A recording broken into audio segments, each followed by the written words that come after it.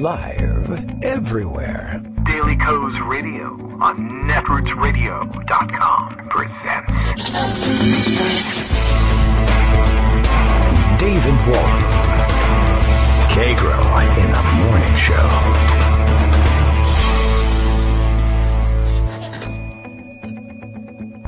Now, here's David Waldman.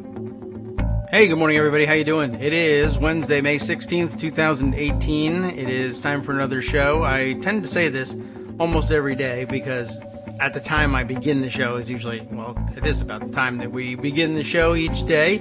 And so it's a little bit of a reflexive axiom. I have to tell you it's time to start the show, and I have to tell you we're ready because we have to be ready.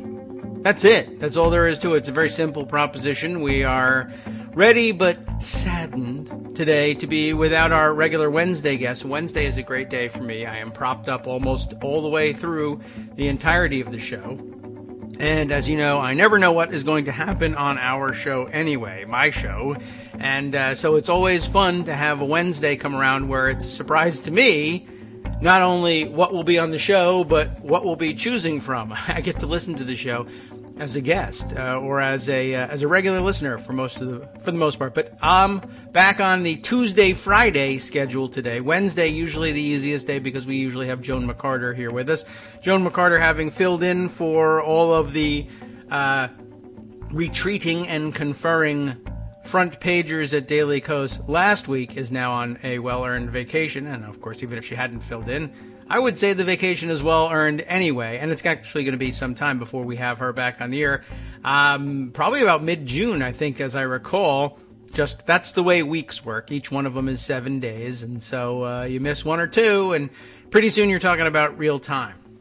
On the other hand, Greg Dworkin, who is usually with us on Wednesdays as well, has been called away by an emergency at work, that is to say, at home.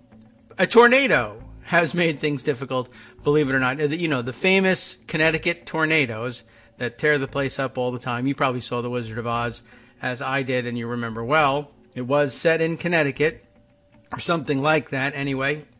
Violent weather in the Northeast created a lot of problems for everybody. And luckily, no, it's not like his house caved in, so don't worry about that. I don't think there's any serious damage to the property, maybe some tree limbs down, but it hasn't caved in his house or toppled a tree on it. It's just knocked out power. And although he has a generator, that doesn't do everything that you need to do. We need to run refrigerators, occasional lights, a few other things. But can it reliably power everything that we need to keep them online? Probably not the best idea in the world. So we'll be looking forward to, hopefully, a quick recovery. Trump is very good at restoring electricity when natural disasters take it out. So we should have things taken care of in 3 to 5 hours. It may, in fact, of course, be 3 to 5 days. And that taking into account the fact that this is mainland United States and the people of Connecticut, generally speaking, are relatively white. So maybe they'll get their power back in short order. Speaking of short order, I'm hungry. Where are my eggs? I usually can have a nice breakfast. I actually don't do that. It's a nice joke. But it's going to be a lonely day here. And, of course, the windows are closed. The air conditioning guy did show up yesterday. And so that means we have the ability to close the windows today. And we don't have to rely on trying to breeze through cool air to make the place bearable. So our bird friends are gone as well. All sorts of fun things that we usually keep with us on Wednesdays we are deprived of. However, this does open the door to the possibility of a call from Armando, and it has to be a call. I recently found out that he was in town, and he tells me today he was at the CAP, the Center for American Progress. What did they have? A convocation of some kind yesterday. I read about it from afar, 30 miles away, and said, I used to go to those things back before I had a radio show. And they do sometimes have radio rows at those places, but then they insist on your, they imagine that you're there to interview a bunch of guests to their program, and I can't do that. I need to read people the news and tell them what's wrong with it. I can't be talking to other people. However, we do that from time to time, Armando being one of them, and he offers a commentary on the proceedings of the day, and I'm sure a number of other things as well. So yes, sure, door's always open to you, Armando. You're welcome. And in this case, we could have actually opened the door to the house, except there's only one microphone here in this place, and it's mine. This place ain't big enough. It actually literally is not big enough for the two of us. Though I'm sure we could make some accommodation. All right. Let's see. Happening today in the news and circulating on Twitter. We'll start with this one just because I guess that is that time coming up. I have the Hills write-up on the story that I saw on Twitter. You know they're great at circulating tweets with photos. They have the news that Rudy Giuliani says, and you can measure where reality is by the opposite of what Rudy Giuliani says. But Giuliani says Trump will use the anniversary of the Mueller appointment to press for the end of the Russia probe. And I trust this news. I do trust that Giuliani has it right. Donald Trump will press for the end of the Russia probe. I don't know if it's going to be effective. I don't think that it's a particularly good hook, the anniversary of the appointment of Robert Mueller, but Republicans no doubt think it is a good hook. Why, it's been a year. Come on already. How long is this supposed to drag on? They will say, neglecting to mention, of course, and for very good reasons, maybe because they even forgot. They are a little bit dim-witted sometimes. The Benghazi investigations, of course, dragged on for years. Whitewater dragged on for years. These things do tend to go on. And, of course, Benghazi netted 0, and the Russia probe has got a couple of convictions under its belt. And I got to tell you, they have the President of the United States more or less on the ropes PR-wise. He's not on the ropes actually serving in office-wise, because that's never going to happen because we're so darn center-right conservative here in this country, and we just hate getting rid of our presidents, even if they are out-and-out traitors, openly accepting bribes from China. Everybody is now on that story. I also recall from yesterday one of the stories we fit in right at the end seemed pretty timely because immediately after reading it, I did see a lot of Twitter activity boosting the story. Which one was it even? I can't even recall which one we read right at the end, but it might have had something to do with was it the $1 million mystery gift? Yes, that's right. The $1 million mystery gift to the inaugural fund became a hot story late yesterday morning, and there is some additional news about that, and we can add that to the discussion. In fact, why don't I find that story and we will fill you in on what's new. It's only the smallest of steps forward, but where is that one? Is this it? Yes. Here's the new piece of news. Although we didn't finish reading entirely through the story yesterday, we were able to identify the one of the sources of this mystery $1 million, basically tracing back to the Federalist Society, and why they would, why they hid the donations. And it wasn't the society's money, I don't think, that they were spending, but rather some of the major benefactors and backers of the Federalist Society, who had coughed up $1 million to the inauguration fund, that slush fund, and they probably would have won this assignment anyway, but this just helped nail it down, basically. Donald Trump came into office with virtually no idea of who he would be appointing to any office, much less to the many, many federal judiciary vacancies that existed, hundreds across the entirety of the judiciary. And other than Antonin Scalia, who was dead, I doubt very much that he could have named another judge anywhere. So let's see. In addition to not knowing what he was doing in any other area of government, he had no idea who he was going to nominate to fill these judgeships, and the Federalist Society would likely have been recommended to him as an excellent source of answers to that. But they decided to throw $1 million in off the top just to cement their position there. And lo and behold, the operation was, in fact, essentially outsourced to them. And they set it up nicely. I mean, there is no reason why the president cannot take outside counsel. That is not to say in the legal representation sense, but counseling from outsider groups or insider groups who are pretending to be outsiders to the White House anyway, about who to install in federal judgeships. So nothing untoward about it. The $1 million also doesn't seem to be breaking any laws. But the big question mark, why did they bother to try to hide the identity of the benefactors? Well, it was covered in a way that added at least one new angle here in MapLight, which is, as I recall, one of the projects of the Sunlight Foundation. And the idea here, their little tagline, MapLight, revealing money's influence on politics. This is the piece by Andrew Perez, Trump judicial advisor, linked to $1 million anonymous inaugural donation. So most of the story is pretty much the same. A conservative lawyer who advises President Donald Trump on judicial nominations appears to be linked to this money. And you heard most of the background. 2016, December, 7-figure check from BH Group LLC.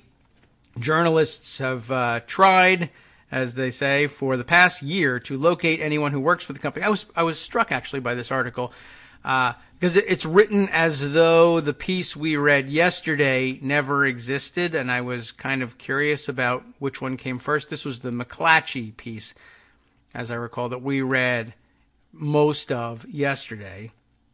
I think it's down here. Maybe I'll have it open for just sort of quick side-by-side eyeball comparison. But yeah, it was as if that hadn't been reported, and MapLight was breaking the news for the first time, and I thought, that seems odd, because I'm pretty sure I read most of this. But there is new stuff, as I said. So BH Group LLC only listed a paralegal at Holtzman Vogel, the conservative law firm, as the organizer for this Virginia company. And then we learned this. A recent New Jersey congressional campaign filing may have helped unravel the mystery. The report lists Leonard Leo, an executive vice president at the Federalist Society, the Conservative Lawyers Network, as an attorney for the BH Group. Leo has served as an advisor to Trump on judicial nominations and helped lead Supreme Court Justice Neil Gorsuch through the Senate confirmation process last year. Leo and the White House didn't respond to any questions from MapLight about his role with BH Group. Holtzman Vogel did not respond to MapLight either. The campaign report. Now, here's where we find the first clue here. Filed by Jay Weber's congressional campaign, was first highlighted by journalist Wendy Siegelman. We've read Wendy's tweet storms from time to time on the air.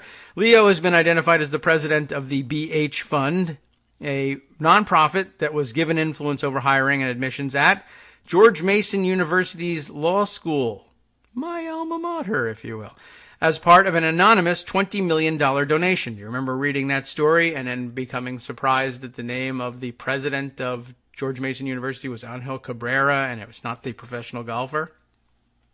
The only previous public reference to BH Group was in a tax return filed last year by, you remember them, the Wellspring Committee, a secretive conservative nonprofit. The dark money organization reported paying $750,000 to BH Group in 2016 for public relations. And you'll recall they are a secretive group. We just said they were a secretive group. How much public relations work does a secretive group really need? And is it going to rise to the $750,000 level? Likely not. Not ordinarily. So red flag number one in all of that. Let's see. Wellspring served as the primary financier of the Judicial Crisis Network. That we learned yesterday. Another dark money organization. The network spent $7 million on advertisements to persuade Republicans to block Obama's 2016 Supreme Court pick, Merrick Garland. And by block, of course, just as a reminder for everybody, or if you have been under a rock for a while, block meaning not vote against, but prevent a vote from ever taking place on the floor. So, Judicial Crisis Network, JCN, then spent $10 million to support Gorsuch's confirmation last year. That seems like overspending, if you ask me. I would have thought that the bigger haul was for blocking, to advertise to Republican senators not even to allow a vote on this thing, although I guess maybe they had their minds made up and they only needed $7 million to bolster that effort, $10 million to get them to vote for Gorsuch, which means nothing, but will portray it as deeply meaningful and signifying that he is a horrific appointee. The network is currently pushing the Senate to confirm dozens of other Trump judicial nominees. Also seems like a waste of money to me. According to the Daily Beast, Leo was instrumental in starting both JCN and Wellspring. The organizations provided almost 80% of the money raised by the Rule of Law Project, a conservative nonprofit that Leo helped lead. And you just begin to wonder, why so many things? Like, is there a hole in your life somehow, Leonard Leo, that you and Donald Trump, you got to start all these different organizations? So, Judicial Crisis Network, Wellspring, Federalist Society, and the Rule of Law Project. But again, interesting. Here's a guy who all he's really doing is pushing conservatives to nominate conservative judges to the bench and pushing conservative senators to confirm conservative nominees to the bench and, along the way, oppose liberal ones or block them entirely. Okay, I mean, that's a big project, don't get me wrong. I'd love to be able to control that too from the other side, and we really could use such a project from the other side. And Armando, no doubt, could speak to the looming crisis, I would say, of having so many wacko right-wing ideologues installed on the federal bench. But I think you all can imagine exactly what the crisis is. I guess my question is, how many organizations do you need to do that? And is it not more effective to do it from one place? I don't know. But I offer this as a contrast. Leonard Leo is a lawyer, and although we probably disagree on almost anything and everything, I have no reason to doubt that he's a competent attorney. All he does is collect some of his own money and that of other rich people and funnel it into efforts to get conservatives on the bench and keep liberals off the bench. He's got Judicial Crisis Network to do it, the Federalist Society to do it, the Rule of Law Project to do it, and the Wellspring, what do they call it, committee to do it.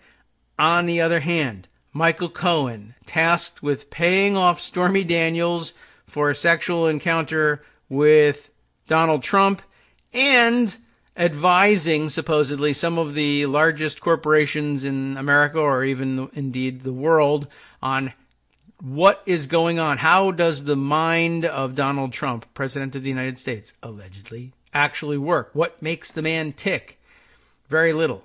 And there's not even a whole lot of ticking going on, necessarily. But if anyone can be said to understand it, there's an argument to be made that Michael Cohen is one of them. I think you lose that argument, but you could make it. That's the point. And this guy is being paid for his essential consulting, right, by Novartis, by AT&T, by a number of other brand names, some of which are connected to Russian oligarchs. And he's shaking down as many as he can, and he's paying off Stormy Daniels, and God knows what else he's doing from out of this essential consultants. Oh, yes, he's paying the Playboy Playmate supposedly in a relationship with Elliot Broidy from out of Essential Consultants as well. This guy makes one LLC to do that work. Things as disparate as paying off porn actresses and Playboy models and consulting for AT&T, one LLC. This other guy who's a real lawyer doing the same thing over and over again, he's got four of them. You tell me who's hiding the ball better. The Federalist Society, in case we were trying to figure out what each of these things do, the Federalist Society, where Leo has worked since 1991, has members throughout the senior levels of the Trump administration. Its annual convention last year in Washington, D.C. featured speeches from Environmental Protection Agency Administrator Scott Pruitt, who is a thief, Attorney General Jeff Sessions, who's a moron and a bigot, Labor Secretary Alexander Acosta, who is a Trump puppet and let his best buddy and fellow child sex predator off the hook, and White House counsel Don McGahn, who's actually probably maybe the second worst attorney behind Michael Cohen that I've ever heard of, and I've heard of some terrible ones. He's actually better than some of the really bad ones that I've heard of. He's just doing a terrible job in a very high-profile job. It doesn't mean he's the worst attorney in the world, or even the second worst. Really, I'm exaggerating. But he's doing a super crappy job right now. The Federalist Society's top donors have included billionaire libertarian brothers. That's even a wrong word for libertarian, I'd say. Charles and David Koch. Koch Industries, their energy and chemical conglomerate, the Mercer Family Foundation, funded by hedge fund magnate Robert Mercer, and the U.S. Chamber of Commerce, the powerful business lobby, interestingly enough. By the way, Federalist Society sometimes portrayed as some sort of secretive organization in its own right. I would say not entirely true, although my experience might be markedly different from others, the experience of others who went to law school. Like, to me, I came into this knowing what the Federalist Society was, but also what kind of people comprised it at the grassroots level. And there really is a grassroots level, believe it or not, of sorts in the Federalist Society. But I just thought everybody had this, like it was just another national campus group that you would find on law school campuses and go to, because when I went to law school, there were flyers hanging in the Federalist Society having a, brown bag lunch speaker, and it would be somebody you and I don't really care about, and really even law school students don't care a great deal about, but people would go to the brown bag luncheon because they would try to suck up to this person and maybe get a clerkship with if it's a judge or whatever, there's the kind of games that you got to play to get ahead anywhere. It was just a regular campus group. But then again, I went to George Mason University Law School before it was the Scalia School of Law, but it was still, believe me, it was pretty much the Scalia School of Law even then too. So maybe my experience was different. And maybe mine was the only campus in which we had Federalist Society events going on of any note. Anyway, I bring that up only to say that the Federalist Society at that grassroots level, that is on the George Mason University campus, really was just a bunch of harried law students, some of whom were arch conservative, but others of whom were not, and who just said a thing to go to. You get a lunch, you can talk to a judge or an important person of some kind from a previous administration. Sometimes it was very pointed stuff about constitutional issues, and sometimes very boring stuff about administrative law issues, but the boring stuff is where, as they say, the devil often is hiding. That is to say, the details. Anyway, all of which is to say that the Federalist Society, at least in my view, existed as, just another campus activity that anyone could have joined. I was actually, it would have been perfectly welcome to go to a Federalist Society meeting at the time, but I guess not the ones controlling the money or the national agenda. I guess at some other level it exists as more secretive. But it never struck me that way.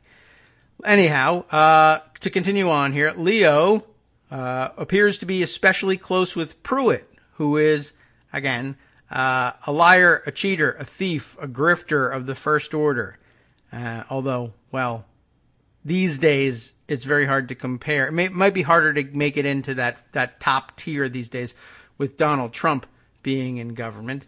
But it is significant, and this was the new piece of information that I found very interesting in this reporting. Leo appears to be especially close with Pruitt, who previously served as Oklahoma's Attorney General.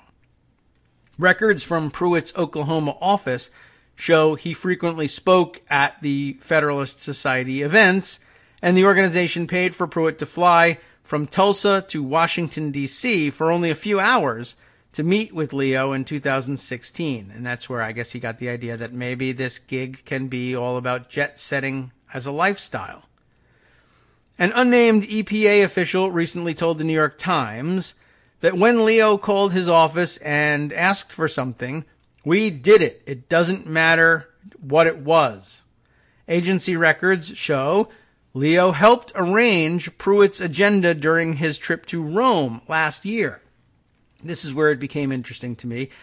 Pruitt's thievery and jet-setting lifestyle, underwritten by the taxpayer dime, was facilitated by the same people behind A, some of Trump's worst judicial nominations, and B, a $1 million, nearly anonymous addition to the inaugural slush fund.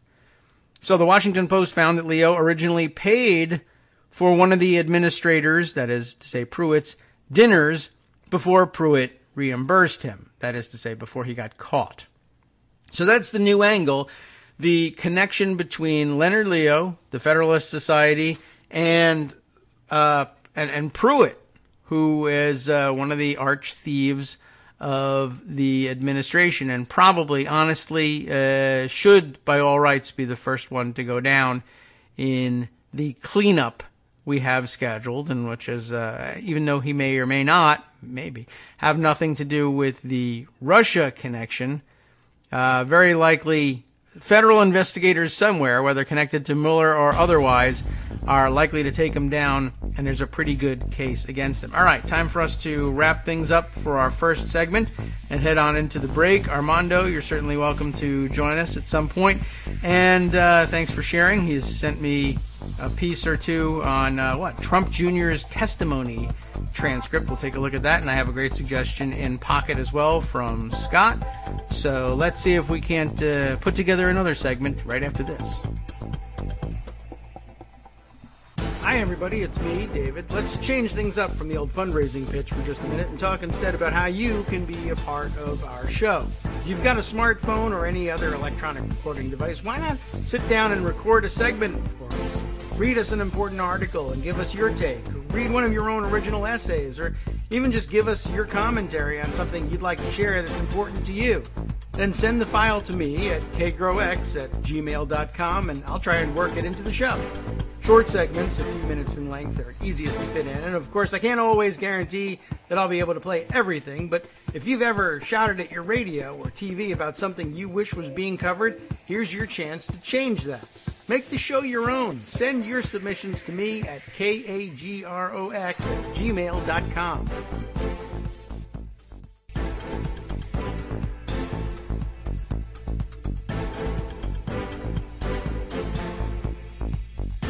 All right, welcome back now to the Kagro in the Morning Show here on Netroots Radio. It just sounded like I should wait through that music all the way. I feel like I should shorten that because I want to come in after the music is doing it. Plus, I'm enjoying the music. But even worse, I've been distracted by the insane thing being circulated once again on the internet. Another one of those interesting things where I guess I'll put it in the category of what color is this dress, and everybody is ready to kill one another based on whether they see it as white or blue. You remember how crazy that thing was? And I guess the new one is an audio piece. And I, too, when I first saw it, thought somebody was just kidding and trolling everybody, circulating this. Have you seen this thing? Yanny or Laurel? What is being said in this thing? And they're playing an audio clip. And did anybody hear Laurel? Because the first couple people that I saw sharing the thing are like, did somebody just, and that would be a funny joke, to just record yourself saying anything, but in this case, although how you would come up with the idea to say, what I'll do is record myself saying Yanny, because everybody says Yanny for no reason. I don't know what that's supposed to be, but that's what they got. But have you heard this thing? If you haven't, I don't know whether to recommend that you do it so that you're up to speed on the latest internet things. What is it all? You want to be aware of all internet traditions. I wouldn't say it rises to the level of tradition just yet, but these sorts of stupid mass viral shares, I guess, are part of an internet tradition. But apparently a recording of what sounds to me like somebody's just saying Yanny, or maybe even a computer voice saying Yanny, and asking, do you hear Yanny or Laurel? And there are two very different sounding words, names, whatever, utterances, whatever you might call them. And I don't know. So I was just curious if anybody heard Laurel. And now there's some explanation. Dylan Bennett is tweeting this one. And he says, what do we have here? By the way, and he tweets as M. Boffin, Boffin. What does that have to do with Dylan Bennett? I don't know. What does Kagro X have to do with me, right? But he says, okay, you're not crazy. If you can hear high frequencies, you probably hear Yanny. I absolutely heard Yanny. And, but you might, I guess, if you can hear the high frequencies, hear Laurel. If you can't hear high frequencies, though, you probably do hear Laurel. And this is interesting. Here's what it sounds like without high and low frequencies. And he says, actually, retweet it so we can avoid the whole dress situation. I mean, should I play this thing? Did you hear all this nonsense? I'll save it and I'll put it aside for distracting myself with later. And I'll include it in the roundup because I spent so much time talking about it. So, I don't know. If you were worried about that, if you lost sleep over the fact that you couldn't figure out why anyone would hear Yanny or Laurel. Okay. Here's at least one response. Oh, here are two. Carmine said one response. Here are two. The mighty OCD tweets to us, the only young people hear Yanny. It's a frequency trick. And I guess an old guy here, we have at least one, Grant G. Brown, who I like your labeling up here, Honorable James T. Matlock, MD, JD. All right, but tweeting under the handle of Grant G. Brown. I definitely heard Laurel. So Mighty OCD says that means you're old, I guess, or does it just mean you have bad ears or you have good ears? Which one is the better one to be able to hear? I don't know. I heard that one. So we have that news for you. Oh dear. Well, latest update from Greg Dworkin, by the way. Extensive damage to the electrical system, I guess the grid, as we like to call it, up there in Connecticut.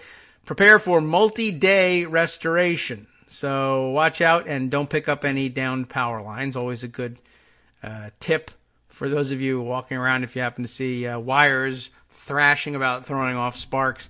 Probably not a great addition to your day, let's say. All right, well, you know what? Now you got me interested in and I wonder if I unmute this thing and play it on the laptop, are we going to be able to hear the Yanny and the Laurel? Let's see. One is with both frequencies and then one without, what is this? Here's what it sounds like without high-low frequencies, and then I guess the Laurel is isolated. Let's see if we can hear things here.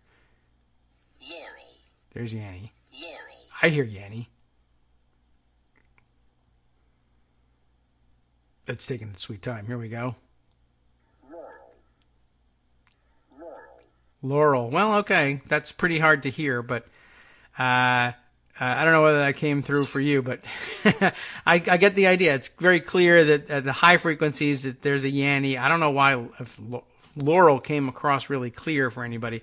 Sort of a muddled Laurel. Well, anyway, this is burning up the internet, and I thought you deserved the opportunity to distract yourself with this latest idiocy, and I think we're largely out of luck if we were hoping that retweeting it was going to help quell things for any amount of time. Okay, now back to our show.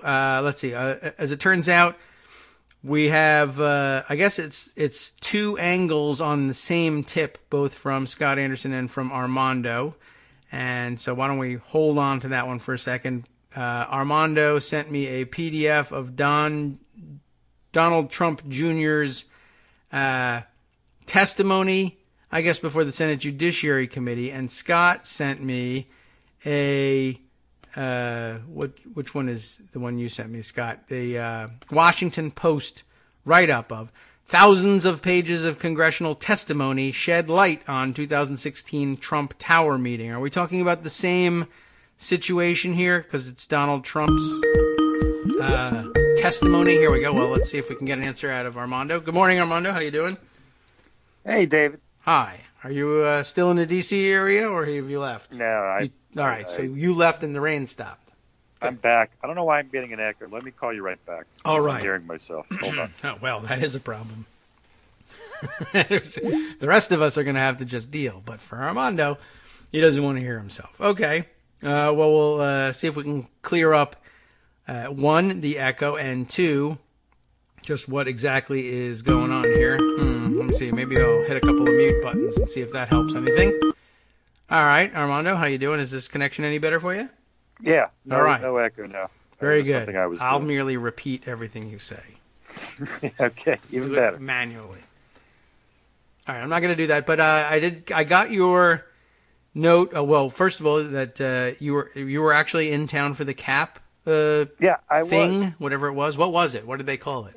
They call it an ideas conference. It's sort of a cattle call, I think. What Okay. interests people is the potentials for 2020 and how they perform. I see. All right. Well, they do talk about issues. That's not totally fair. And, of course. I shouldn't be that hard on Neera Tanden, who people say I shill for, so I should do a little shilling for it. It was a wonderful event. Okay. Sure, why not? It was fine. And it was interesting. Bernie was there. Okay. Is he for Bernie American Progress? At the heart of the neoliberal shill world there. Well, and he gave it, why, his strident full. He's supposed to talk about he's not gonna change criminal justice reform, and he ended up just doing his, attack on the oligarchy. Literally, he said oligarchy, I think, 10 times. Well, I hate oligarchy. Me too. I said, right. yeah, I'm fine with hating on the oligarchy. Yes, it's a good theme. It was for fine. 2018. He obviously did not want to be there, but he was there. Give him credit. That's what you have to do. His speech, it was fine. Good. I thought Booker did very well. Okay. I thought his presentation and his and what he said was an interesting entry in the how do we deal with politics as it is right now thing. And it's not easy to describe, but if you get a chance, I'm sure that if you go to the CAP site, you could see it. It's about 25 minutes, I believe, and it was very well done. All the stars were there. Doug Jones, Kamala Harris wasn't. Warren gave the closing speech, Elizabeth Warren. Okay. Early was Sherrod Brown in a discussion with Krugman and Neera Tanden. It was interesting to see how people are talking about it. I will say that my one reaction is, and I think this would be the part that would have interested you the most had you been there. There was a panel called, Threats to the Rule of Law or something like that. And it was Ted Lieu, who was the senator? Amy Klobuchar. Okay. And most interestingly, Sally Yates. Most interesting to me, I've done this disclosure before on your show. I'll do it again.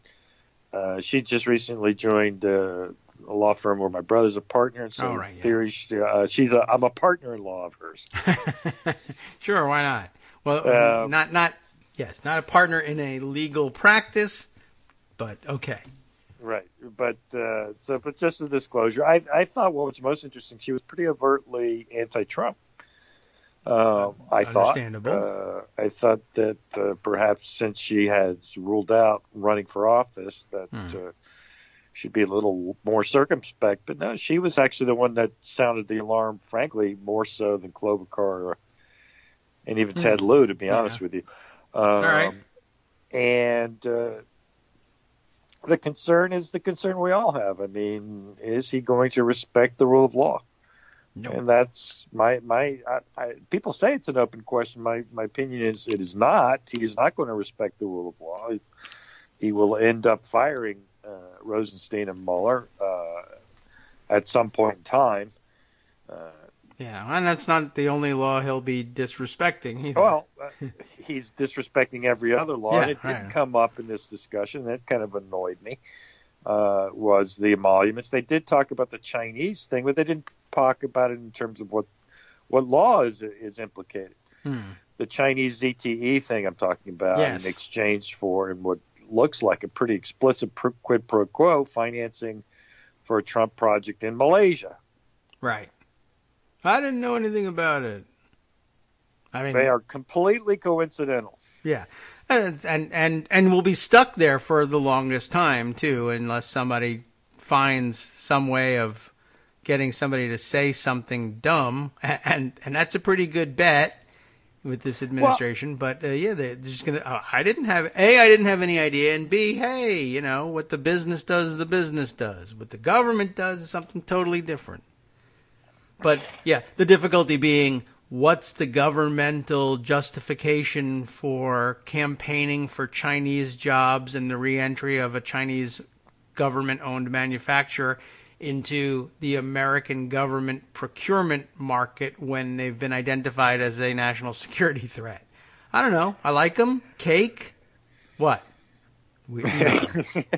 That's funny. Yeah, there's That's no. Funny. Well, anyway, what would you do that for? It's the first day with the GAO's inexplicable decision not to cancel the lease on the Washington. Well, it's explicable, but not in any good way. Yes, right. It's explained by the Washington I didn't do Hotel. it because I didn't.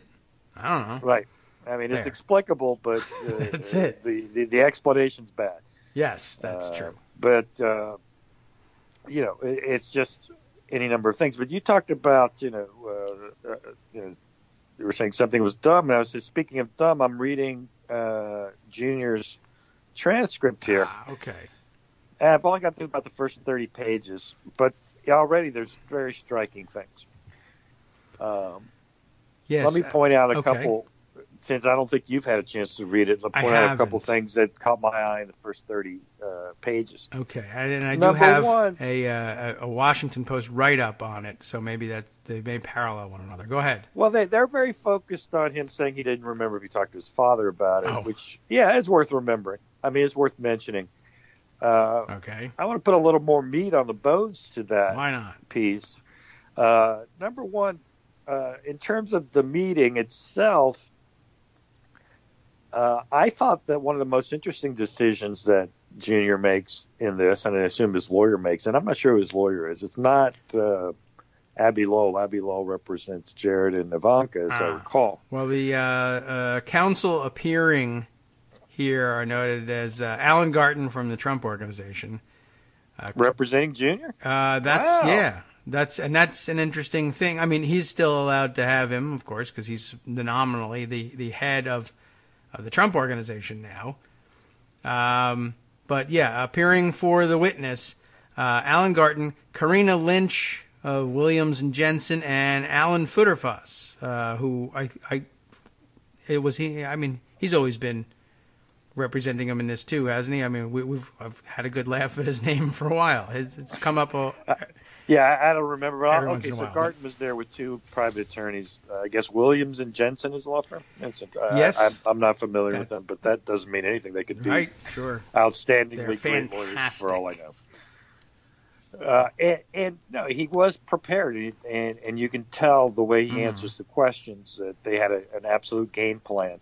I think the choice of game plan is interesting. One of the things that strikes me about it is when he talks about the meeting itself, he talks about the Russian attorney Natalia Veselnitskaya, I'm going with. Very good. Who, is now an admitted GRU agent, or was she? I think that was the right acronym. She's that's the right acronym. She's part I of don't know if military she's an intelligence agent. or something. Is she? Okay. I knew that she had admitted to close ties to the, what do they call it, their chief prosecutor there, who, I mean, she's hooked in for sure. Right. No, I think she went further and admitted to being part of military intelligence. Terrific. Why not? Or tied to military intelligence. Thank you very much.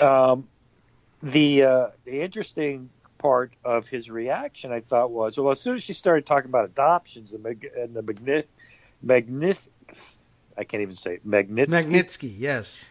Magnitsky Act, is that, well, he didn't know anything about that and had no interest in it. Oh. I'll just put a pin in that for a second, because remember what he wrote in the statement immediately after it broke. How interested he was in the adoption. Oh, yes, right. Oh, it was all about adoptions, correct. And how interested, I mean, that was I love thing, adoptions. Yeah. Why would you criticize someone for showing such humanitarian interest? Yeah. I'm not making that up, right? I mean, that was the line, wasn't it? I assume so, yeah. They were definitely saying that it was about adoptions, hoping that people would, I guess. No, and everybody said, how can you criticize Junior for being such a humanitarian? Right. I'm not certain if anybody actually said it, but it was certainly the intention to get people to say that. Well, I mean, Fox News, right? Okay. I wouldn't know. They probably did say it. But my recollection is there were a lot of people saying it. Yes, all right. Right side. I will. And here's what he says about that. If I can find his quote. He said that as soon as that he saw that this was going to be about adoption and the Magnitsky Act, which he knew nothing about, he said, this is going to be a waste of time. I'm going to wrap this up. Okay. All right, so what does that tell you? It tells you this, that the cover story that they said, okay, here's his quote. Mm-hmm. This is Junior. Says, at that point, Miss Veselnitskaya pivoted and began talking about the adoption of Russian children by U.S. citizens and something called the Magnitsky Act. That's Until that day, I'd never heard of the Magnitsky Act and had no familiarity with this issue. All right. It was clear to me that her real purpose in asking for the meeting all along was to discuss Russian adoptions and the Magnitsky Act. At this point, Jared excused himself from the meeting to take a phone call. I proceeded to quickly and politely end the meeting by telling Miss Veselnitskaya that because my father was a private citizen, there did not seem to be any point for having this discussion. She thanked us for our time, and everyone left the conference room, and we walked out, and I recall Rob coming over to apologize. Mm-hmm. Okay. So once it turned out the meeting from the Russian perspective was the Magnitsky Act and the Russian adoptions. Yeah. Junior said, I have no interest in this. Why? My father's a private citizen. He can't be talking about these things. Yeah. So what was the purpose of the meeting? Initially, a meeting, right. I'll note that he made sure was attended by the campaign manager, the chairman, Manafort, a key advisor to the campaign, Jared. As ridiculous as that is, yes. And himself. Right. And he started it, he preambles June to the date as this, like every day the campaign was extremely chaotic. That is, he had a lot to do because, and he also, by the way, notes, I'm running the business full time. So, my time is precious. Right. So he's setting up this meeting with his precious time, calls in Manafort and Kushner to the meeting. He's not interested in adoptions or the Magnitsky Act. In fact, his father is a private citizen. He can't even be talking about these things. True. So what's the meeting about? Why is he taking busy, important time from these people to have this meeting? Well, the dirt, the emails. The dirt. Yeah. Now, this is all offered up by way of, well, I mean, what I don't even know what the strategy is anymore, because the first strategy was, of course, we weren't interested in dirt. They wanted to talk about adoptions, and now the thing is, no, I never heard of the adoptions. I wanted to talk about the dirt. Exactly. So that's it? Exactly. Okay. Now here's a key If you just wait phrase. long enough. Mm-hmm. Here's a key phrase that he says, as is clear from the above. This is a prepared statement. Yes, I guess so. Statement. The above. I did not conclude with any Russian government and did not know anyone who did. Well, that's not for want of trying based on what you're telling us. Okay. You're basically telling us, I wanted to collude with a foreign government, but all they wanted to do was talk about adoptions. Yes. Okay. Or that is, we couldn't agree what to collude on. More than anything else. I mean, I guess I didn't collude with the Russian government or know anyone who did. I invited somebody who worked for the Russian government to come and collude with me, but I wanted to collude about dirt and she wanted to collude about the Magnitsky Act, and I didn't understand what that was, so I said, you got to leave.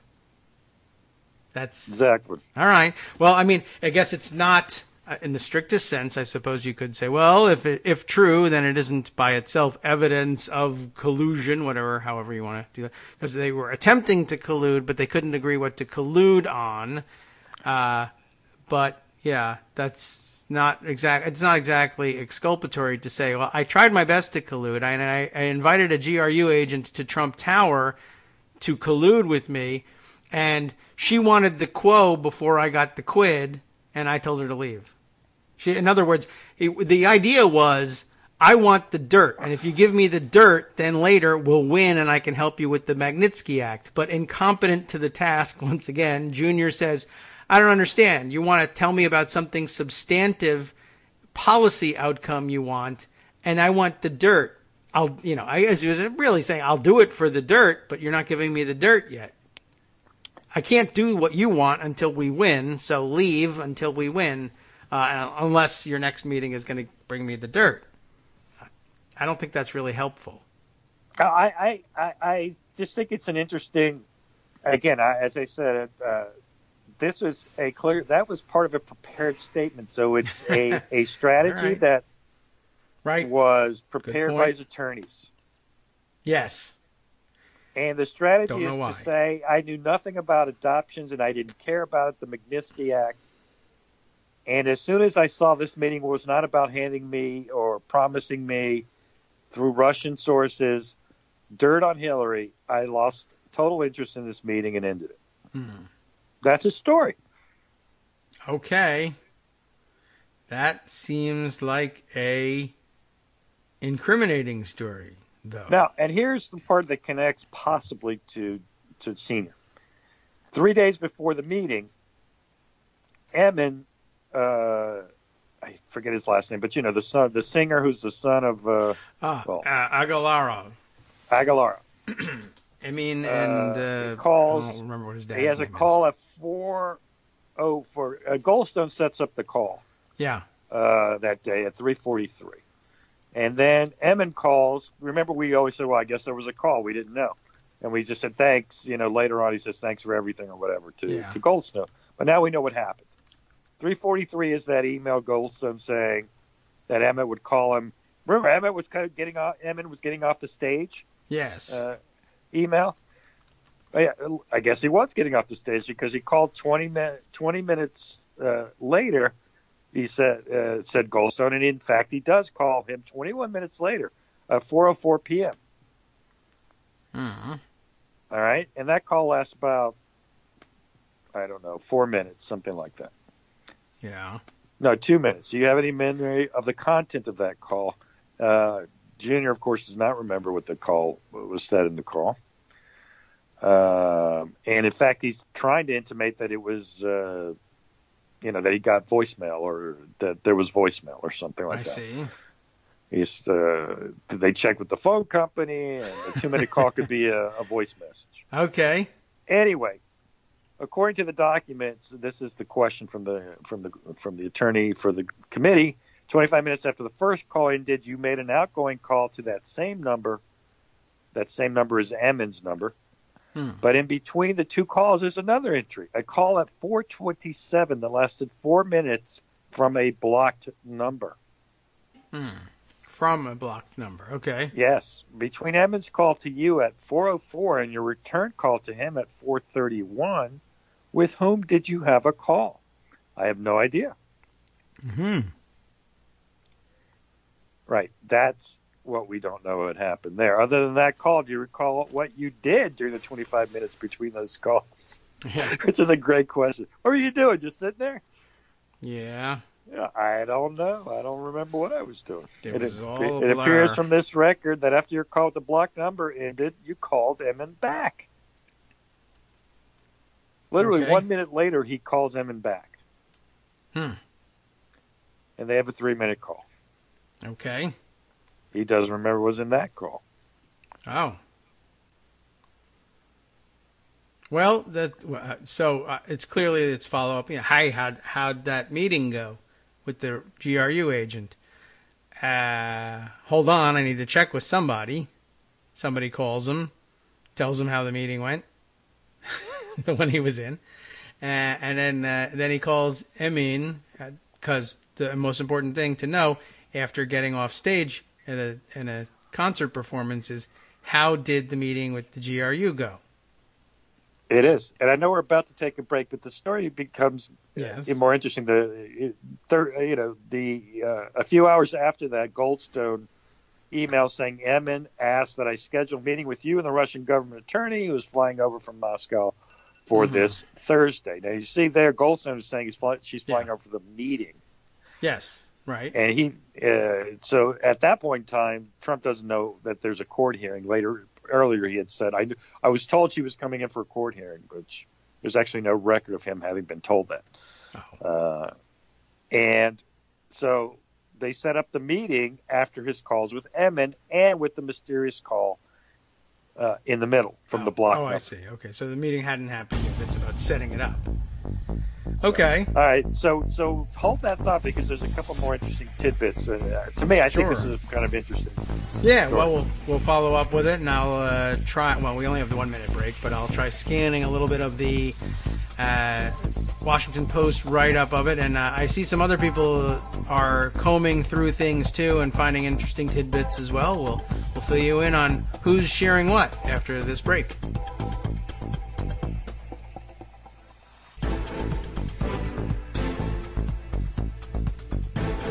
Welcome back now to the Kagro in the Morning Show here on Netroots Radio. Armando is still with us here, winding down from the exciting CAP conference. And yeah, I'm sorry that the Twitter thing has gotten more interesting. Oh, well, and the CAP conference was interesting, and it was worth noting. But this is pretty interesting stuff. This is a much better story, sure. To me. Yeah, quite honestly. I mean, it's interesting that you were there, and it's good to hear who showed up and performed at the cattle call. And that's really the sum total of what we need to take away from the CAP conference, unless somebody said something startling. But this is the story of the day, I would say. Now, here he flat out denies that he told his father about the setup of the meeting. Did you inform your father about the meeting or their underlying offer prior to the meeting? He says, no, I did not. Okay. And that's actually kind of damning, too. Why wouldn't you? I don't know. I mean, you told Manafort, you told Kushner, you thought it was a high-level campaign issue. Yeah. Why wouldn't you tell your dad? Yeah, because on the one hand, if you did tell your dad, okay, that hooks him into whatever collusion you're working on.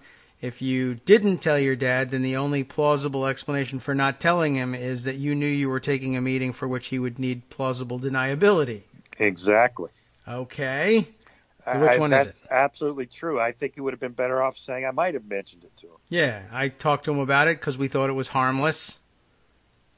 And, whatever. And I was going to say, now that's another thing. Like, you'll never get to question Trump on it, I guess, too. But I'd be curious to say, so at this point, what are you doing, Mr. Trump? Oh, nothing, I'm twiddling my thumbs. Because at this point, you're in the heat of the campaign. Your campaign chair, your top advisor, and your eldest son, who is also a campaign advisor and running your business, are all absent from your presence. Middle of the business day, what are you doing with your time? I mean, it's fine if the answer is picking my nose. That's what I expect the answer to be, and that's okay. Totally legal. Can even be picking somebody else's nose. But I'm just curious what the Republican nominee does with his time when all of his top advisors are going into a meeting he knows nothing about. Yeah, I mean, again, I understand Debate, the impulse prep, maybe, to say I I don't knew nothing about it. I never was told.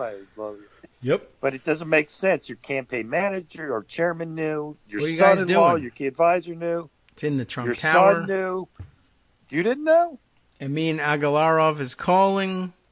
Yeah, now here's where it gets more interesting about Amin Agalarov. Okay. This is if you have the transcript, it's at the bottom of page 30 of it. All right, let's turn to that, page 30.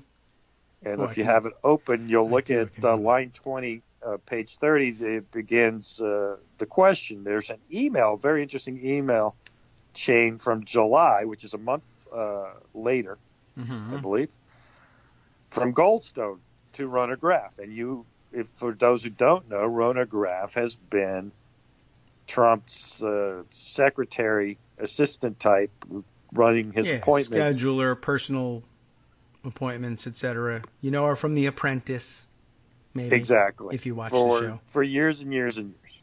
Yeah. And Junior's not on this one. This is just direct Goldstone to Rona. Okay. And July 22, Ammon, that's the singer, Agalarov, son of the oligarch. Yes. Close to Putin. But the case is good. Right. He invites him to his father's 60th birthday in Moscow on November 8th. Oh, yeah. November 8th, of course, is election day. You doing anything? I don't know.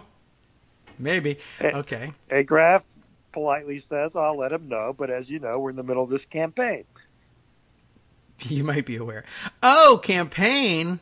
That's a good opportunity for Agalarov to say, couldn't be collusion. I had no idea there was even a campaign going on.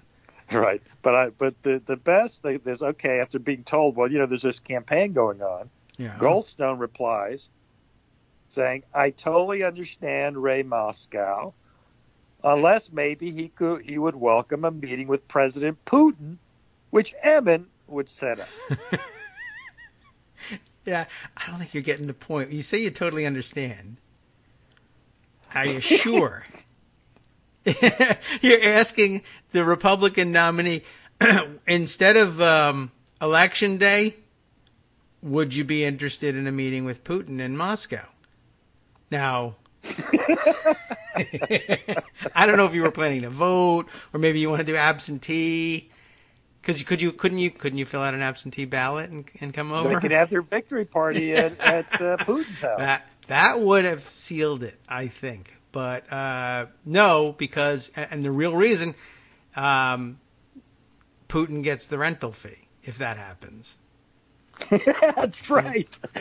I would have done it in Moscow, Oh, but God. I So funny. owned Absolutely not. No rental fees to Putin. Right. Not because I'm anti-Putin, but because I'm pro-me. I'm pro me getting the fee. So I can't launder that. All right, that is really amazing. Now, here's the thing. I'm assuming Rona Graff conveyed all this to Trump Sr., right? Isn't that her job? You would think, but who knows how they operate? Who knows? But what I loved was they asked Junior this.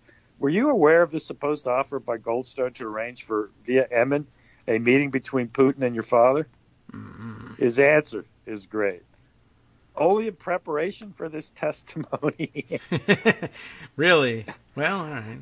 All right. So what else did you find out in preparation for this testimony? Because that's actually something you might tell witnesses to say as a lawyer, and because you don't want to say, "Oh, I didn't know," because you did know because someone told you in preparation for this testimony. Right.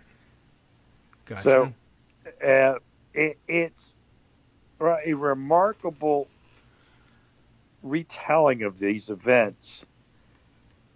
And I still take the overarching view that one of the most amazing parts of this is the complete and utter abandonment of the interest in adoptions. Yeah. And which leaves what were you having this meeting for? Yeah. To collude. Right. Well, or at least to try. And they said, well, I wanted to collude, but these guys didn't have the goods, so I didn't Yeah. at that particular meeting. Yeah, or at least they didn't have him with them. And then, it's at that point, that they then someone begins to engineer the leak of these things. I mean, does Veselnitskaya come away and say he wouldn't commit on the Magnitsky Act without seeing the emails? And I didn't bring them with me because, duh. I mean, if she is GRU connected or GRU trained, they're not going to just be like, yeah, take our leverage and just give it to them, Yeah, here's an at this interesting meeting. question from this, and they ask if he knows Emin's father, Aris Agalar. Aris is the billionaire Russian oligarch. Yes. Okay, that's the guy who's Putin's in the Putin coterie. And Junior says, I don't know him. I've never met Aris to my recollection. I think that could very well be true because Aris is a big shot. He doesn't meet with Junior. Who does he meet with? He meets with Senior. Yeah. Okay. So ask Donald Trump Sr. Yeah, I mean, Aris Agalara? I guess so. He invited you to his birthday party. Yeah, that's right. So wait, now that email chain. Hold on a second. I'll go back to that one. Yeah, go ahead. I just so an email, and it is. Let's see. He's not on it though. Goldstone emails Rona. Invite Senior to attend. Oh no, this one says the email says Emin has an email invite for Senior to attend his father's 60th birthday in Moscow. Graf says busy that day, essentially. But now Junior says I've never met the Senior Agalarov. I guess that's still possible. Okay, that doesn't rule anything out. It's a little odd. I mean, he's certainly there's a relationship between Junior and Emin, and Emin is, and that's a weird way of putting it too. Emin has an email invitation for Mr. Trump to this thing, so send it. But now instead he says, Rob, tell Rona that I have an email for Donald Trump. Okay. Whatever. I mean, it's just a weird way of doing business, but perhaps it's more meaningful in some other way, that he's being careful about committing to email. But, okay, I don't think there's anything terribly incriminating buried in that. Well, but I think that one of the things, and you'll see there's very defensive questioning by the Republican attorney of the committee, Foster. And you can see, did anyone ever say, we're going to give you emails in this meeting? No. I mean, that's... Go back to the email that spurred his interest in having the meeting, and now he's disavowed any interest in adoption.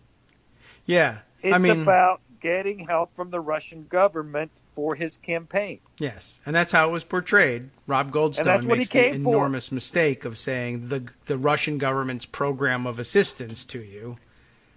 It's all part of their backing for you. So here's the Republican attorney. This will give you a feel for what he was doing in this question. All right. Were you aware at the time that Mr. Abmekshin and Ms. Vesnilskaya were working with Fusion GPS? They weren't working with Fusion GPS, but this is a question that the Republican attorney on the committee asks. Yeah, where are you? What page? That's on the bottom of page 39, starting at I'll catch up. line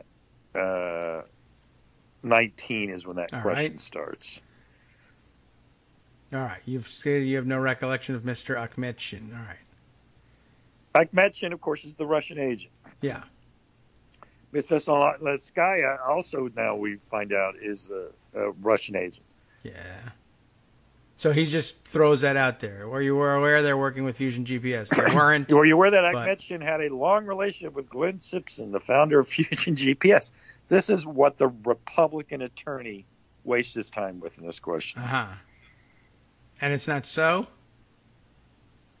Yeah, it's not so. I mean, look, when you're when you gather information, you deal with people to gather. To say that, that's like saying, I have a relationship with someone who I have to question or try to figure out what they know and don't know. This is spycraft. It's just the way it is. Mm-hmm. Oh, so This isn't. Glenn Simpson wasn't buddies with Ekmetian. did they have some discussion? Did Glenn Simpson try to glean some information from Akhmetian, and that's Yes, the basis yeah. of? And I know this because I read Glenn Simpson's Okay. testimony. All right. And Simpson says, "Sure, I know this guy. First of all, apparently he's a bon vivant in Washington anyway." And they actually, I believe, they were all at a dinner together that evening. It is June mentioned. 9th. And I don't think they sat together, or even according to Simpson, I don't think they even exchanged any words. But when he found out about the meeting itself, while he was working on figuring this out, which is all funny and sort of keystone copy of the whole thing, because at that point Fusion was working on these things. I don't know that Steele was in the picture just yet, but he was about to be in the picture at least. But these spies, they know each other, and everybody knew Akhmetian. You could argue, hey, well, look at all the people at this dinner; they all had a relationship with Akhmetian. If that's what you want to make, and my point is, look what this Republican attorney is doing here, and he's doing this knowing the transcript will eventually come out. So he wants people to read this because obviously in a room, and if it's not released, what's the point of all of this? Yeah, I guess that's true, and it's a sneaky way of getting things onto onto the record so that people can say it's in the official record and point to it in a way that, if you need to later on, you can say, look, I never said that Veselnitskaya was working for Fusion GPS. Well, here you ask this question. Yeah, I ask, are you aware of that Veselnitskaya was working with Fusion GPS? And he says no. And what's unstated here by the attorney is, well, I also didn't know that. In fact, I don't know that because no one has ever said that to me, but that's understood, you see. I didn't say so. But instead all you get on the record is, well, were you aware that Veselnitskaya and Akhmetian worked for Fusion GPS? No, I was not aware of that, as you're reading it in a dry transcript, as opposed to, no, I'm not aware of that, because it doesn't exist as a truth. But no, I was not aware of that. And you read it to you that way. Now people are reading the record and saying, holy mackerel, all these supposed Russian spies were in fact working for Fusion GPS, which means that in fact they were working for Hillary, which means in fact that it was in fact Hillary who was colluding with the Russians, just like Donald Trump said. This is the proof. Were you aware that in fact it was Hillary Clinton at the June 9th meeting with you? No, I wasn't aware of that because she wasn't at that meeting. Exactly. What do you mean exactly? Oh, exactly. Like for you and me, this doesn't make any sense because we heard the inflection. People who read this transcript later will say, "Oh my God, Hillary Clinton was there." No, I didn't say that. You can't hang me for that one. But if that's how you take it, you do you, America. Look what Donald Trump. I want to just point you to Donald Jr. Page 45, David. All right. Line 17. Yes, very handy these transcripts. Look at what Jr. decides to remember, which I think is funny because. I'm sure his lawyers told him not to remember this, but he couldn't help himself. I see. Okay. Did Miss Veselnitskaya or her colleagues mention support of the DNC or RNC? And that's in the context of their lobbying of Congress on the Magnitsky Act. Okay. What does he say? I believe they mentioned support of the DNC. Do you? No, they did they? You remember that. You don't remember anything else, but you remember that. Yeah. Did you tell your father? No. Do you remember what they talked about? Nah, not really. Do you remember what was in the email? No. You remember who called you? No. Remember what you talked about with Emin? No. Do you remember mention support of the DNC or RNC? Total blank on RNC, but definitely remember her saying, I did the crime with the DNC. Right. Oh. And look at this follow-up question, because this was clearly a setup, I guess. Can you elaborate on the context? On the context of what? Yeah. Look at line 21. Then he says, it generally started out as people with, perhaps general interest in Russia. I'm not sure if they were U.S. or Russian based, but this is people who were supporters of the DNC and perhaps Hillary Clinton were in some sort of tax scheme to avoid paying taxes in both the United States and Russia. Supporters of Hillary Clinton. Question. Did you become aware of this only in preparation for your testimony? No, he remembers it from the conversation. I see. Okay. That was the conversation. So, look, he got the dirt he was after all. I guess, right? She didn't. Yeah. She come and blab that. Apparently did get dirt. Yeah. There you go. Collusion. By Thank the you. way, all this supposedly happens after he quickly ends the meeting. Oh. Because it was about adoptions, the Magnitsky Act. Is that right? Is that we're done with the meeting at this point in the questioning? Well, no, but earlier in his statement, and then in some follow-up questions, he said once he was told about adoption, the Magnitsky Act, he didn't know anything about that. That's when he quickly wrapped up the meeting. She thanked them for her time, and she left. But apparently, while walking out the door, she had this very extensive conversation about this tax fraud scheme that supporters of Russia and Hillary were doing. Right. Oh, okay. So you have dirt. If it's what I think it is, I love it. Bring her in. Blah, blah, blah. Adoptions. Boring. Get out of here. Well, I do have this. Hillary Clinton was in some sort of tax scheme with Russians to avoid paying taxes in both the United States and Russia. Okay, thank you. Bye. Oh, no, wait. Okay, look, but seriously, here he goes. Look at the bottom of page Seems unlikely. 46, David, All at right. line 18. All right. Other than what we've already discussed, what other topics were discussed at the meeting? Now, this is a meeting that he said they brought up adoption, and he Yes. ended it. Right. But he said, as I said, it started off with that sort of tax scheme and, quickly migrated to Russian adoption. They started with the tax scheme. All right. So. And that's really the extent of it. It was the tax scheme and Russian adoption, and that was it. And I ended the meeting. Wow. Well, so what was he hoping for? If it's what I think it is, I love it. And then they led. So it's a totally different story. They, in fact, came in and led with the dirt. And Junior said, tell me something else. Okay, adoptions. Oh, boring. All right, I'll leave. Can you imagine? These Russians must have been leaving like, we could probably do some collusion, but these are the dumbest people I've ever met in my life. They asked us to bring dirt on Hillary Clinton. I walked in. I said, guess what? I can tell you all about a tax fraud scheme she's involved in. And then the other guys don't even look up from their BlackBerries and their texting and whatever. BlackBerries. It's like 2006.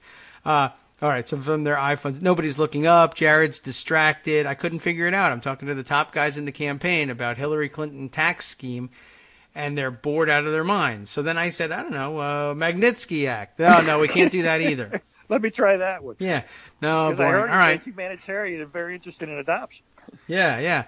And then, no, that's not interesting either. All right, that's it. We're out of here. Stupid meeting. Bye.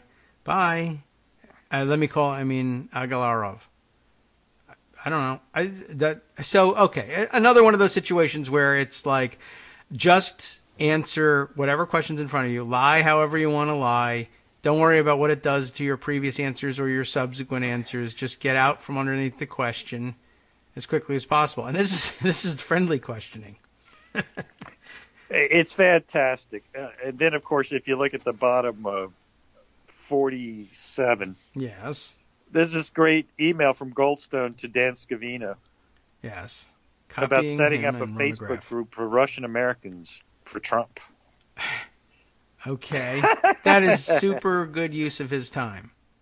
Oh, my This is God. an email from Mr. Goldstone to Dan Scavino, copying you, Ronograph, and Konstantin Sidorkov, whose name I don't think we've seen before. June 29, 2016. Dan, I am following up on an email a while back of something I had mentioned to Don and Paul Manafort during a meet recently. What meeting could that possibly be? Yeah. Good question. So, let's see. It was June 29th, 2016. So, some recent meeting with both Don and Paul Manafort, of which there are thousands, I'm sure, for Rob Goldstone. So clearly meaning this one. There are believed to be around 2 million Russian American voters living in the USA, and more than 1.6 million of those use the Russian Facebook site, whatever it's called. Kontakti. Oh, And that would be interesting to see if that's a Russian front, too. Well, I guess. I mean, it's a Russian Facebook site, Kontakti. So, yeah, I'm sure. But, okay, that's their preferred social media outlet. As I mentioned, your guys through Amin. Interesting. And my contact at VK. They want to create a Vote Trump 2016 promotion aired directly at these users. People, this is like, imagine how low level this stupid task is. They want to create a Facebook page, basically. Okay.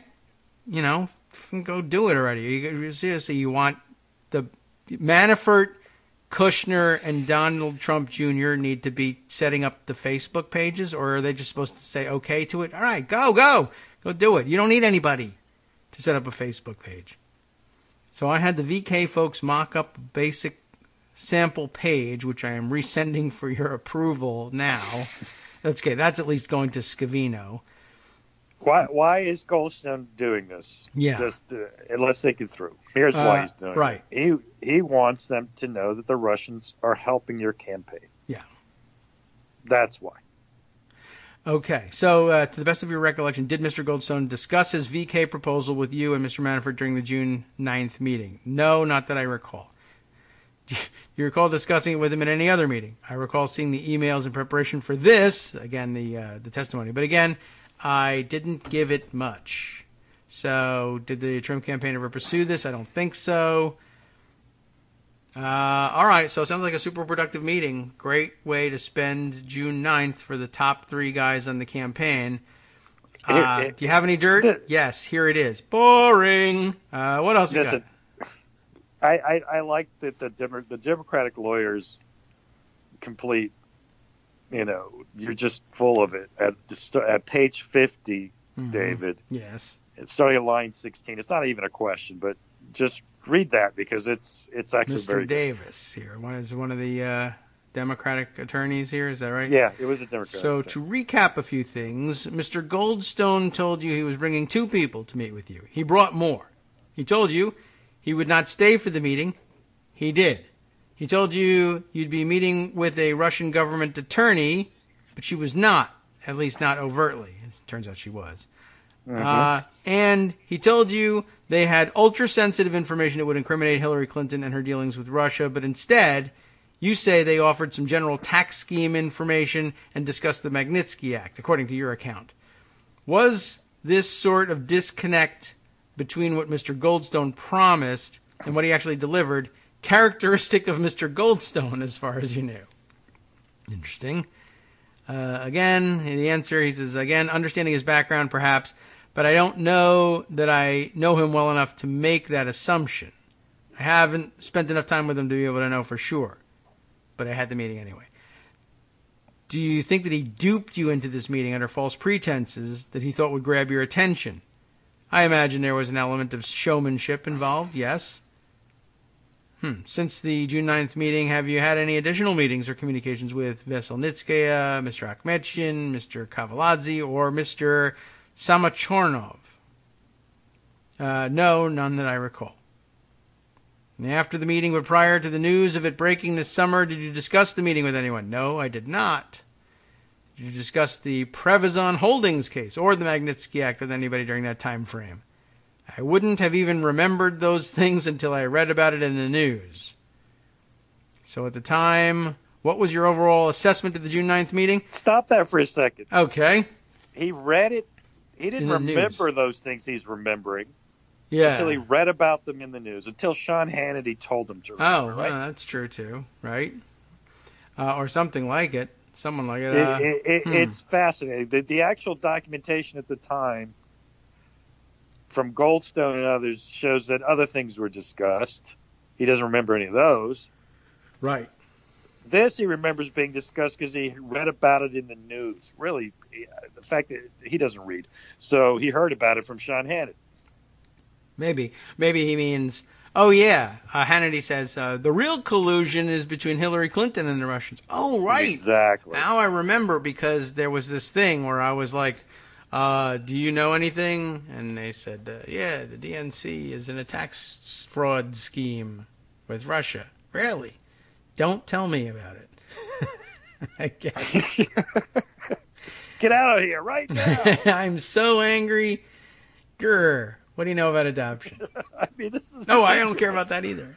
Well, all right. I mean, I don't know. I mean, it sounds awfully dumb, but, you know, the whole family's scattershot morons. I don't know that all meetings don't go like this. Probably every business associate they've ever done anything with, even successful, quote-unquote successful business meetings, probably end this way with the other parties walking out saying, I don't know what these guys are doing or thinking, but they are sitting on a pile of money, apparently, so I guess we'll sign this deal. I don't know. Very weird. More to come, and maybe some more topics after this break. Hi, it's me, David Waldman, your host for Kagro in the Morning, interrupting this little break to say thanks so much to all of you who are contributing supporters of Kagro in the Morning. Thousands of you are downloading the show each day, but fewer than 1 in 25 regular listeners are donating to help keep us on the air. For the money you'd spend on a single 3-minute iTunes song, we bring you 2 hours of great news and entertainment every day, 5 days a week. Patreon.com, Patreon.com makes it easy.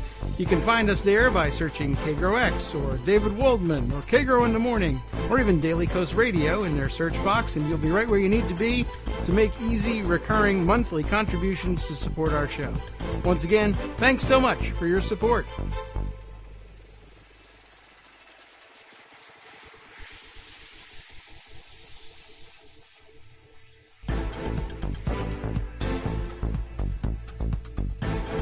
Welcome back now to the Kagro in the Morning Show here on Netroots Radio. Armando has made his way out of the building.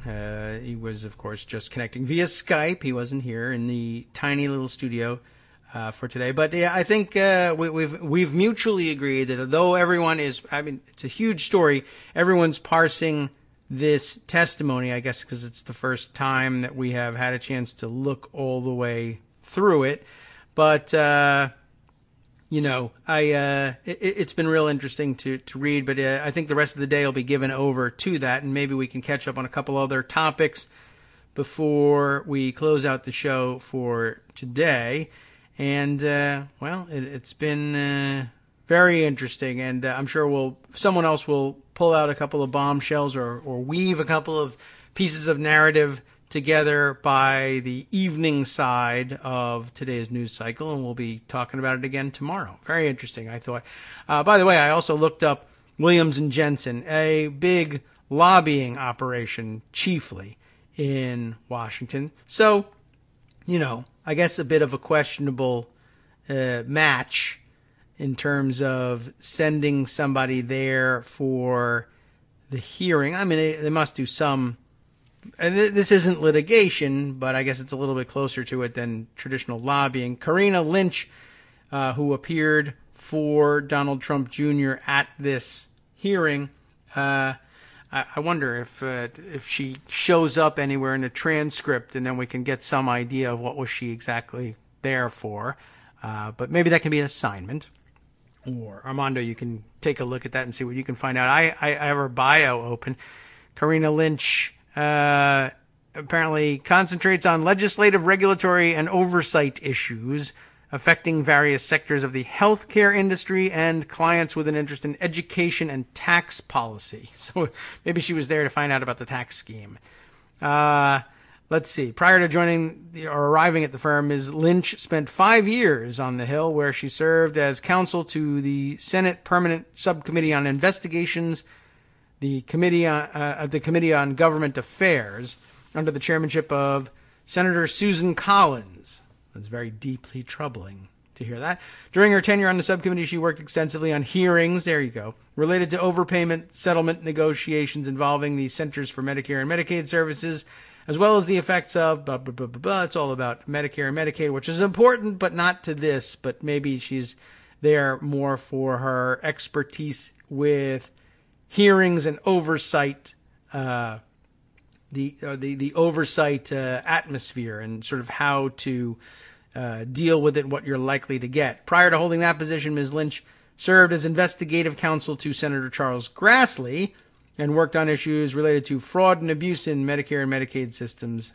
So again, plenty of Medicare, Medicaid background, not so much about whatever the hell they thought they were talking about in this proceeding, but she did have some hearing and investigative background. Perhaps that was it. And maybe the transcript, wherever you see, if Ms. Lynch does any of the questioning or answers any questions from anywhere else, maybe that reveals what her role is. I don't know. I haven't seen her name called in this drama so far. So just to keep up to date on who the players are in case we learn something later on, and we can connect dots that we may have missed the first time around. Okay, so let's change focus a little bit. Let's see.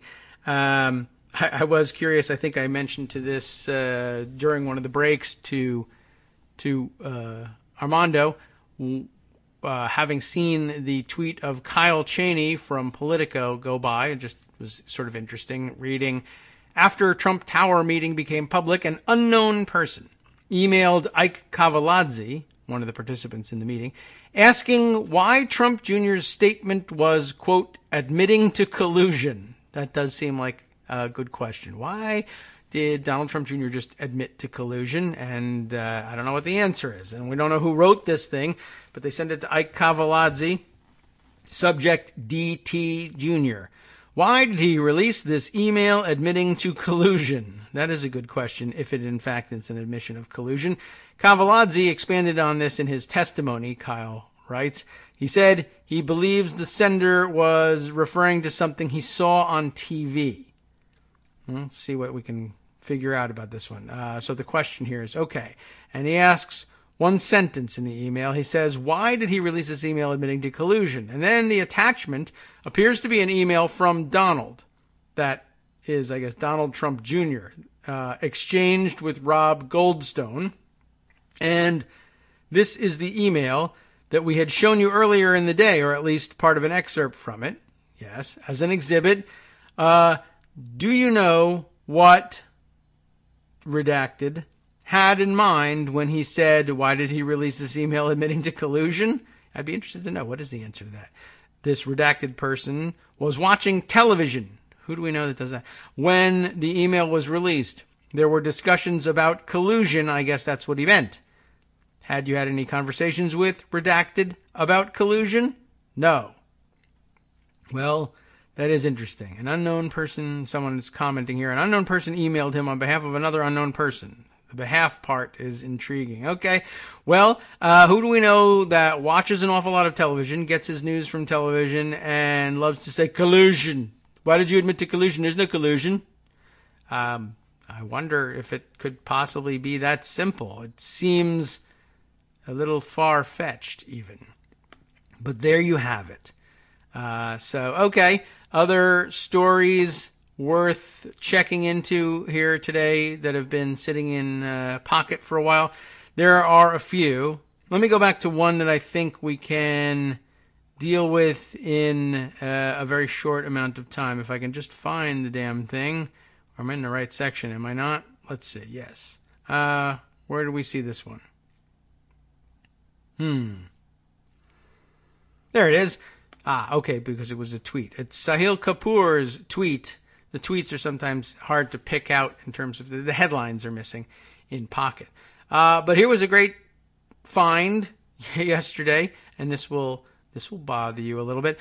Remember Blake Farenthold? Blake Farenthold, who used, what was it, like $84,000 in taxpayer money that would be out of his official office allowance in on Capitol Hill, or used out of some sort of, I forget what the circumstances were, but he was using taxpayer money to pay a settlement for sexual harassment charges.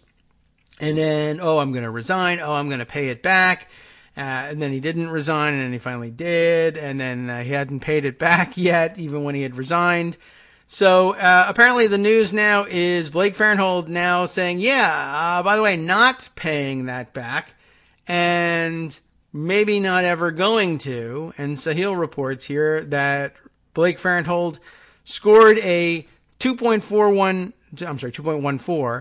million deal, federal funds for a project in his home state. So $2,140,000 for a project in his home state. Then he resigned in disgrace amid a sexual harassment scandal, but has landed on his feet. He got a job paying $160,000, which is pretty much almost what he was getting as a member of Congress, so not too much of a pay cut. He got a $160,000 a year job with the project that he funded and got $2 million plus for out of the federal coffers. So once again, raiding the federal coffers for $84,000 to pay a sexual harassment settlement, then resigning from Congress and landing a $160,000 job from a project that he had just raided the federal coffers to send $2 million to. So another dip into that. He's got 172 or whatever the current congressional salary is, 172 or so $1,000 out of the Treasury for Blake Farenthold for running around sexually harassing people as a congressman. Then dips in for another $84,000 to cover his ass for having grabbed someone else's ass or whatever it was he did in order to garner sexual harassment charges. And then resigning in disgrace, collects another $160,000 of taxpayer money funneled through a project in his home state. Let's take a look at that story, see if we can get some of the details on it. And then those of you in Texas can decide whether or not this project is something evil, something benign, something you can avoid, something you should boycott, what have you. After that, this is Philip Wegman with just one N, so it's not known whether he's a distant relation of the supermarket magnate, but this in the Washington Examiner, which is generally a conservative-leaning paper, but I guess they're embarrassed by Blake Farenthold and want to distance themselves from him, perhaps. Blake Farenthold secured a $2.14 million, a grant, I guess, secured $2.14 million in federal pork for this port. And they just gave him a $160K job. Philip Wegman reports, disgraced former Representative Blake Farenthold of Texas still has friends to catch him when he falls. And that's a tall order, I must say. 1 month after resigning from Congress to avoid an ethics investigation into sexual harassment allegations, the disgraced Texas Republican landed a new $160,000 gig with the local government. He will work as a legislative liaison for the port of Port Lavaca Point Comfort.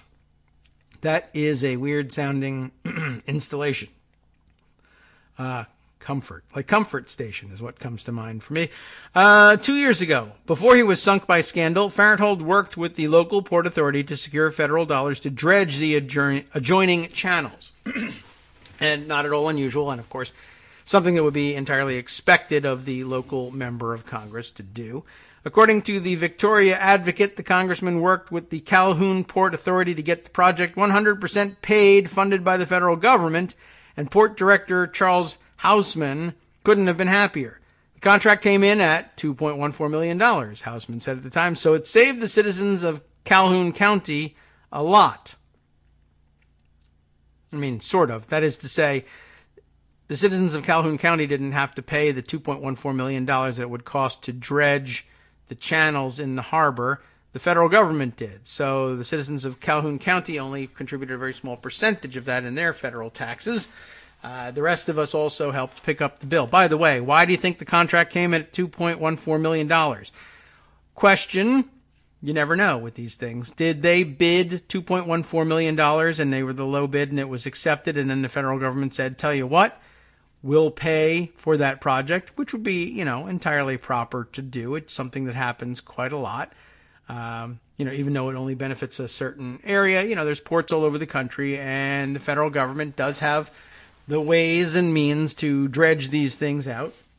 And you can argue about whether or not it's wise to dredge these ports forever, but not unusual. So, but my question is, did they bid $2.14 million and the federal government came up with the money? Or did they ask the federal government for help in funding the dredging, and $2.14 million was either the ask or everything that Farenthold could get out of them. And then the local contractor bid exactly what was available to them. Lo and behold, everything matched up. That would be a little slightly dirtier, but I'd have questions about how they landed on $2.14 million as an initial appropriations ask if there wasn't at least some indication of what that was going to cost. More projects and more federal dollars are on the horizon. They've got some issues with the federal government that they need to get resolved with respect to design deficiencies. There's a variety of issues. I'll just leave it at that. Farenthold told listeners of local Lago in the Morning talk show on Monday, and that's not mine, that's Kagro. They are Lago. A little too close for comfort, and I'm going to sue you. Not really. The Calhoun Port Authority, they could probably sue me, did not respond to comment requests from the Washington Examiner. The authority did, however, tell the Corpus Christi Caller-Times that Farenthold's knowledge of both the port and political power brokers played a role in the hiring process. Blake has always been a strong supporter of the Calhoun Port Authority, probably true, and is familiar with the issues facing the port. That's probably true, too. The Port Authority said in a statement, the board looks forward to the services Blake can provide in assisting the port with matters in Washington, D.C. That part probably not true, because Blake Farenthold's clout in Washington, D.C., I assume, is considerably less than that of most former congressmen. The search of Farenthold's social media shows 2 photos of him posing with his future colleagues in his congressional office. That familiarity and his pork record were apparently enough to convince the local government to ignore his disgraceful past. Former Farenthold employees accused their old boss of drinking excessively, flying into fits of rage, and making sexually explicit comments to women. So congratulations to the Port Authority of Calhoun for hiring a sexual harassing drunk. You're gonna do great. I don't know what to tell you. I don't know that, by the way, I mean, it's just good information and everything. I don't know how people down in Texas, all you listeners down in Calhoun County, Texas, is that right? Calhoun County? I don't know. The Calhoun, yeah. So I don't know how you boycott, the Calhoun Port Authority. Probably not a great deal of interaction between you daily as a listener and the Port Authority in Calhoun, but I guess to the extent that you can steer yourself or your young children clear of the port so that they're not sexually harassed by Blake Farenthold, it's good information to have, like I said. Although he denies any wrongdoing, he used $84,000 in taxpayer funds, as you know, to settle a sexual harassment complaint, money that he has promised, but so far failed to repay. Of course, the Calhoun Port Authority is giving him more than twice, a little less than twice what he needs to repay that, but it is my prediction that he will not do so. Texas Governor Greg Abbott has called for a June 30 special election to fill the seat Farenthold vacated. Now that he's landed a new government job, he won't have to worry about voter accountability ever again, except insofar as the people who are perhaps elected to the Calhoun Port Authority may have to worry about such things. Good update. Good to know what good old Blake is up to, and that he landed on his feet, and he probably fractured some of the bones in his feet. In so doing, he's a big guy, is what I'm saying. Okay, let's see. Other stories it is time to catch up on. Whether or not we have time to get all the way through them, I don't know. But let's see. We have a few interesting directions we could go. One I thought was interesting and won't dive into. The New York Times reporting under this headline today, Justice Department and FBI are investigating Cambridge Analytica. Interesting to me as a headline because I figured they were already investigating Cambridge Analytica, but apparently either they were not or we're just learning about it now. Matthew Rosenberg and Nick Confessori tell us. And, I don't know. That's not the one I wanted to comb through, but more to raise that point and say either we're just learning this or somebody is just getting the clue about this. Also much talked about. Let's see. There's yesterday, I guess, was the deadline for the filing of Donald Trump's financial disclosure form, about which Walter Schaub, the former head of the Government Ethics Office, was making a big deal. I have questions about what we're going to learn from this thing, but I guess it was in fact filed. He wrote a piece for USA Today that ran on Monday entitled, "Out of Loopholes, Trump Must Disclose Stormy Daniels' Debt in Next Financial Report." My question, of course, is what if he doesn't? And that is not entirely answered here. Trump is out of loopholes, though, he says, after failing to disclose his Stormy Daniels' debt to Michael Cohen in his last report. He needs to come clean in this next financial report on that debt and any others he may have left out. Of course, the debt was incurred well before the last financial disclosure report was due, and he didn't disclose it on that one.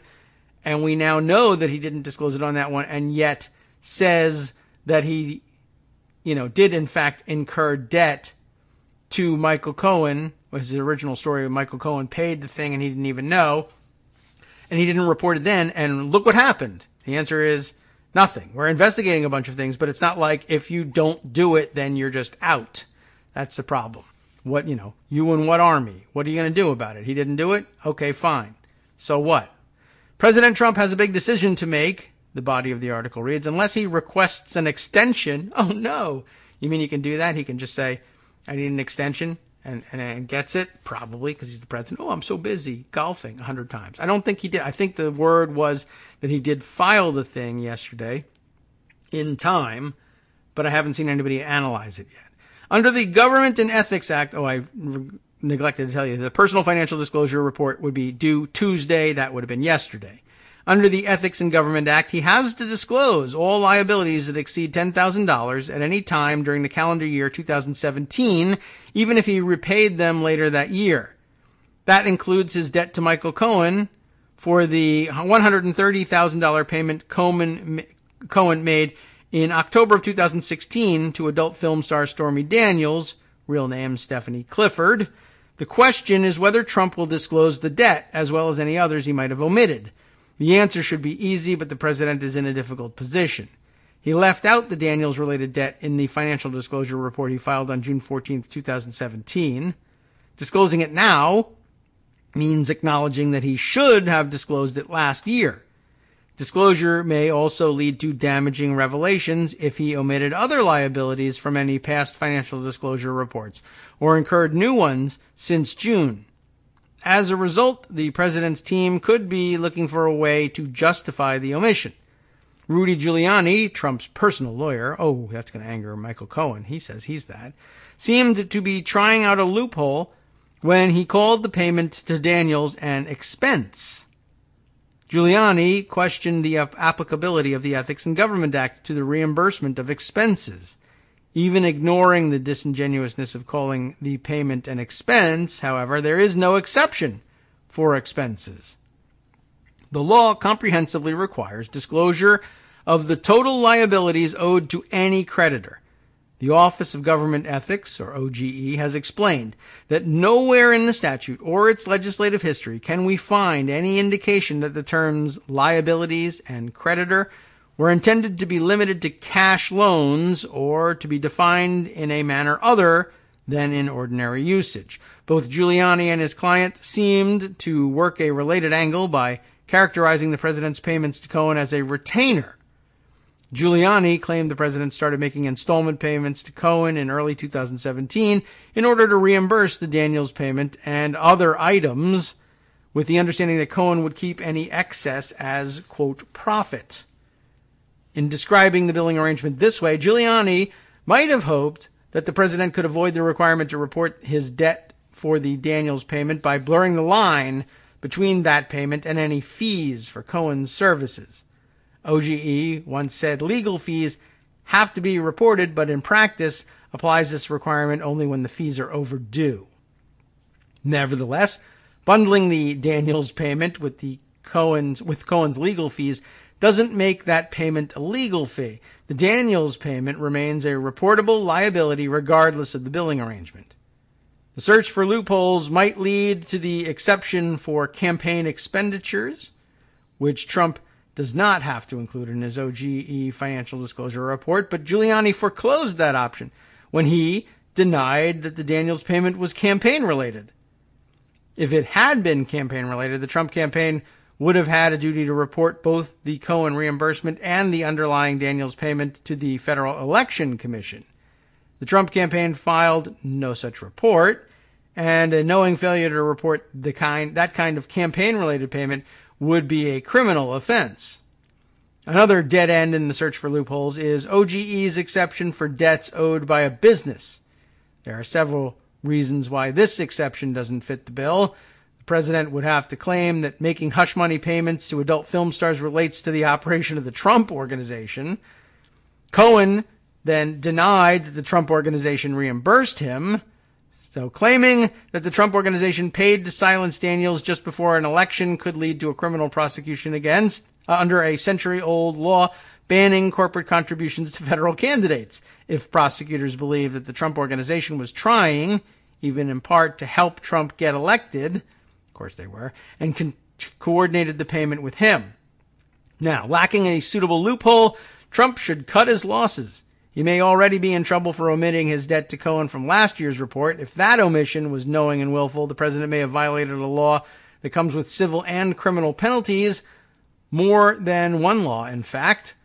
There is room to wonder whether the omission was knowing and willful. Giuliani inconsistently asserts that the president was unaware of the debt when he filed his June 2017 report, but that he began repaying the debt months earlier. It seems implausible that the president didn't know of a debt he was repaying, although he has a lot of them, I'm sure, although not very many that he's repaying. All the more so when one considers the highly personal nature of the matter, the duty of attorneys to communicate with clients about settlement offers, the Trump team's shifting stories, and the degree to which it would have been unusual, maybe unethical, for Cohen to front the money without consulting his client. Under the circumstances, the Justice Department should investigate last year's omission. For his part, Trump should avoid giving Justice another potential violation to investigate when he files his next financial disclosure report.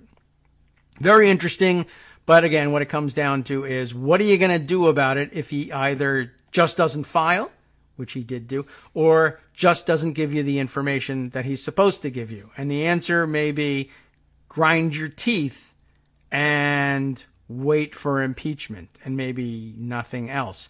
All right. Just about time to wrap up here, though I would note for the record, probably makes for some good reading. Many of you have probably already read it. Paul Waldman's piece in the Washington Post, the content of which will not shock you, given the discussions we frequently have here. Why Democrats can't win the respect of Trump voters, though I think that's somewhat off the mark, asking whether they can win the respect of Trump voters or not. It's not the same thing as their vote.